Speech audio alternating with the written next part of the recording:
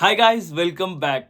March 27 the വിഷയം is L2E Empuraan. അങ്ങനെ രാത്രി 10:30 ഷോ ആയിരുന്നു, നമ്മൾ പോയിട്ട് കണ്ടു Empuraan. And this is the review of L2E Empuraan. മൊത്തത്തിൽ പറയുകയാണെന്നുണ്ടെങ്കിൽ the film is like good. First of all this is like ഒരു വ്യൂവറുടെ പെർസ്പെക്റ്റീവിലുള്ള, അതായത് ഞാൻ ഒരു സാധാരണക്കാരനാണ്, സിനിമ പോയി കാണുന്ന ഒരാളാണ്. സോ ആ ഒരു പെർസ്പെക്റ്റീവ് വെച്ചാണ് ഞാൻ ഈ സിനിമയെ വിലയിരുത്താൻ അല്ലെങ്കിൽ റിവ്യൂ ചെയ്യാൻ പോകുന്നത്. എനിക്ക് പേഴ്സണലി തോന്നിയിട്ടുള്ള കാര്യങ്ങളൊക്കെയാണ് ഞാനിതിൽ പറഞ്ഞിട്ടുള്ളത്. ഇതൊരു മലയാള സിനിമയാണോ ഞാൻ ഈ കണ്ടിരിക്കുന്നതെന്ന് തോന്നിപ്പോകുന്ന ഒരുപാട് മൊമെന്റ്സ് ഉള്ള ഒരു മൂവിയാണ്. ഡയറക്ഷൻ എന്നൊക്കെ പറഞ്ഞു കഴിഞ്ഞാൽ next level quality of international level quality of film making നമുക്ക് ഈ ഒരു മൂവിയിൽ കാണാനായിട്ട് പറ്റുന്നതാണ്. അതിൽ നമുക്കിപ്പം ഓരോ ബോളിവുഡ് മൂവീസിലാണെങ്കിൽ ഫോർ എക്സാമ്പിൾ ഒരു ഗൺ ഫയർ അങ്ങനെയുള്ള ഷോട്ട്സ്, പിന്നെ അതുപോലത്തെ സംഭവങ്ങളൊക്കെ വരുമ്പോൾ, അല്ലെങ്കിൽ ബോംബ് പൊട്ടുന്ന സീൻസ്, അങ്ങനത്തെ സീൻസ് ഒക്കെ ശരിക്കും പറഞ്ഞു കഴിഞ്ഞാൽ നമ്മൾ ഇതുവരെ കണ്ടിട്ടുള്ള മലയാളം മൂവീസിലുള്ള ആ ഒരു സംഭവമല്ല ഇതിൽ ക്രിയേറ്റ് ചെയ്ത് വെച്ചേക്കുന്നതെന്ന് വെച്ച് കഴിഞ്ഞാൽ ശരിക്കും പറഞ്ഞു കഴിഞ്ഞാൽ what is happening in the ബോളിവുഡിൽ എങ്ങനെയാണോ ആ ഒരു ലെവൽ ഓഫ് ഫിലിം മേക്കിങ്ങിലേക്ക് എന്താ പറയുക ഈ ഒരു മൂവീനെ കൊണ്ട് ചെല്ലാൻ വേണ്ടിയിട്ട് നമ്മുടെ പൃഥ്വിരാജിന് പറ്റിയിട്ടുണ്ട്. ശരിക്കും പറഞ്ഞു കഴിഞ്ഞാൽ മലയാള സിനിമയിൽ പൈസ ഉണ്ടെങ്കിൽ ഇങ്ങനത്തെ ഒക്കെ സംഭവങ്ങൾ നമുക്ക് ക്രിയേറ്റ് ചെയ്യാൻ പറ്റുന്ന മനസ്സിലാക്കി തരുന്ന ഒരു മൂവിയാണ്. ഒരുപാട് സീക്വൻസസ് അടിപൊളി, കിടിലം എന്ന് പറഞ്ഞാൽ കിടിലം. ചില ഷോർട്സ് ഒക്കെ നമുക്കില്ല, നമ്മൾ ഈ ഗെയിം കളിക്കുമല്ലോ, ഫുൾ അൾട്രാ HD നമ്മളിങ്ങനെ ഗെയിം കളിക്കുന്ന പോലത്തെ കുറേ സീക്വൻസസ്, ഷോർട്സ് അതുപോലൊക്കെ തോന്നുന്ന ഒരുപാട് സംഭവങ്ങൾ.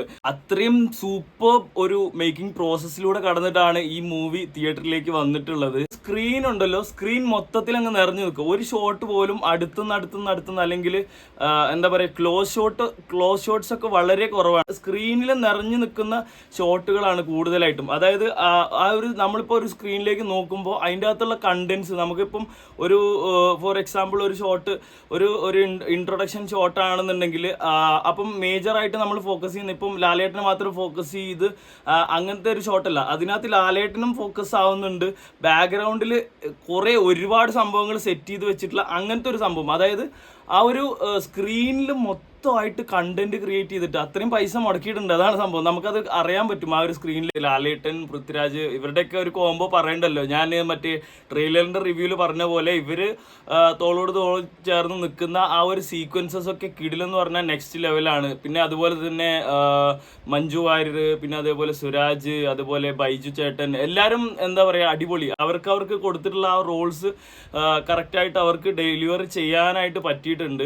പിന്നെ ഈ ഒരു മൂവിയുടെ മെയിൻ ഒരു സംഭവം എന്ന് വെച്ച് കഴിഞ്ഞാൽ ഇത്രത്തോളം ഹൈപ്പ് കൊടുക്കേണ്ട ആവശ്യം ഉണ്ടായിരുന്നില്ല എന്നാണ് എൻ്റെ ഒരു പേഴ്സണലി ഉള്ള ഒരു അഭിപ്രായം. നമ്മളിപ്പം നോർമൽ ഒരു മൂവി കാണാൻ പോകുന്ന ഒരു ഇതിൽ പോവുകയാണെന്നുണ്ടെങ്കിൽ തീർച്ചയായിട്ടും നല്ലൊരു എന്റർടൈനർ മൂവിയാണ്. ആൻഡ് മേക്കിംഗ് ആണ് ഇതിന്റെ ഔട്ട്സ്റ്റാൻഡിങ്. ഇതിന്റെ മെയിൻ കോർ എന്ന് പറയുന്നത് ഇതിന് മേക്കിംഗ് ആണ്. പിന്നെ യൂസ് ചെയ്ത സംഭവങ്ങൾ എന്നൊക്കെ പറഞ്ഞു കഴിഞ്ഞാൽ ഡ്രോൺസ് ഒക്കെ യൂസ് ചെയ്ത് ഒരുപാട് ഷോട്ട്സ്, ഡ്രോൺ ഷോട്ട്സ് എടുത്തിട്ടുണ്ട്. അത് അടിപൊളിയായിട്ടുണ്ട്. ആ ഒരു എക്യുപ്മെന്റ്സിന്റെ ആ ഒരു ക്വാളിറ്റി, ക്യാമറ ആൻഡ് പിന്നെ അതുപോലെ തന്നെ എഡിറ്റിംഗ് ഒരു രക്ഷയില്ല കേട്ടോ. അടിപൊളി, സൂപ്പർ. പുള്ളിക്കാരന്റെ പേര് മറന്നുപോയി. പിന്നെ എന്തായാലും hats of to you man. അടിപൊളി എഡിറ്റിംഗ് ആണ്, കിട്ടില്ല.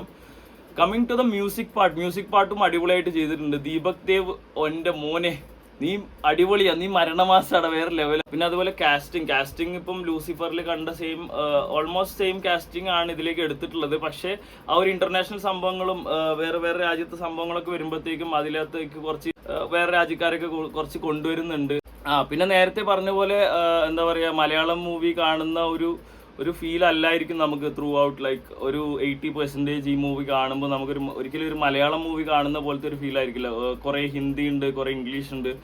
ആൻഡ് പിന്നെ വേറെ രാജ്യത്താണ്, ഒബ്വിയസ്ലി നമ്മൾ ട്രെയിലറിൽ കണ്ട പോലെ വേറെ ഒരുപാട് രാജ്യത്താണ് ഷൂട്ട് ചെയ്തേക്കുന്നത്. സോ ഒരിക്കലും ഒരു മലയാളം മൂവി കാണുന്ന പോലത്തെ like it is not a complete Malayalam movie എന്ന് തന്നെ പറയാൻ പറ്റും. അത്രയ്ക്കും എന്താ പറയുക ഡിഫറെൻ്റ് ആണ് ശരിക്കും പറഞ്ഞു കഴിഞ്ഞാൽ ഇതുവരെ കണ്ടതിനേക്കാൾ. ഇപ്പം നമ്മൾ ലൂസിഫർ വെച്ച് കമ്പയർ ചെയ്യുകയാണെന്നുണ്ടെങ്കിൽ ഇത് ഒരുപാട് ഡിഫറെൻ്റ് ആണ്. അതിൻ്റെ കണ്ടിന്യൂറ്റി ആണെങ്കിൽ കൂടി ഇതൊരു ഡിഫറെൻറ്റ് മൂവിയാണ്. പിന്നെ കഥയുടെ കാര്യം പറയുവാണെങ്കിൽ സ്റ്റോറി ഓൾസോ എനിക്ക് പേഴ്സണലി തോന്നിയിട്ടുള്ളത് ലൂസിഫർ ആയിരിക്കും സ്റ്റോറി ബെറ്റർ എന്ന് എനിക്ക് തോന്നിയിട്ടുണ്ട്. ബിക്കോസ് ഇതിനകത്ത് ഒരു ഇൻകംപ്ലീറ്റ്നെസ് എവിടേക്കോ ഫീൽ ചെയ്യുന്നുണ്ട്. ഇപ്പം ഇന്റർവ്യൂസിലൊക്കെ പറഞ്ഞ പോലെ തന്നെ നമ്മുടെ ഇപ്പം ലാസ്റ്റ് തേർഡ് പാർട്ടിന്റെ ഒരു ഇൻട്രൊഡക്ഷൻ ഒക്കെ കാണിക്കുന്നുണ്ടല്ലോ. അപ്പോൾ തേർഡ് പാർട്ട് ഒബ്വിയസ്ലി ഇറങ്ങാൻ പോകുന്നുണ്ട്. സോ എനിക്ക് തോന്നുന്നു അതുകൊണ്ടായിരിക്കും നമുക്ക് ആ ഒരു കംപ്ലീറ്റ് സ്റ്റോറിയുടെ ഒരുപാട് ക്വസ്റ്റ്യൻ മാർക്സ് ഒക്കെ നമ്മുടെ മൈൻഡിൽ ഇങ്ങനെ ആക്കിയിട്ട് പോകുന്ന ഒരു സിറ്റുവേഷൻ ഉണ്ട്. അപ്പോൾ മേ ബി തേർഡ് പാർട്ടിൽ കാണിക്കാൻ വേണ്ടിയിട്ടായിരിക്കും. സോ അതും കൂടി കണ്ടു കഴിഞ്ഞാലായിരിക്കും നമുക്കൊരു കംപ്ലീറ്റ് ഒരു ഐഡിയ കിട്ടുക എന്താ സംഭവം എന്നുള്ളത്. കുറേ ആൾക്കാർ കുറേ നെഗറ്റീവ് പറയുന്നുണ്ട്, കുറേ ആൾക്കാർ കുറേ പോസിറ്റീവ് പറയുന്നുണ്ട്. അപ്പോൾ നമ്മളിതൊന്നും നോക്കേണ്ട കാര്യമില്ല. നമുക്ക് പടം കാണണമെന്നുണ്ടെങ്കിൽ നമ്മൾ എന്തായാലും തിയേറ്ററിൽ പോയി കാണാതെ എക്സ്പീരിയൻസ് ചെയ്യുക. ആൻഡ് അപ്പോൾ അത്രയൊക്കെ പറയാനുള്ളൂ എംപുരാൻ L2E എംപുരാനെ കുറിച്ച്. Okay, thank you so much for watching the video. അപ്പം please do like, share and subscribe to the channel. And നിങ്ങളുടെ അഭിപ്രായങ്ങൾ please do comment below. Thank you so much. By.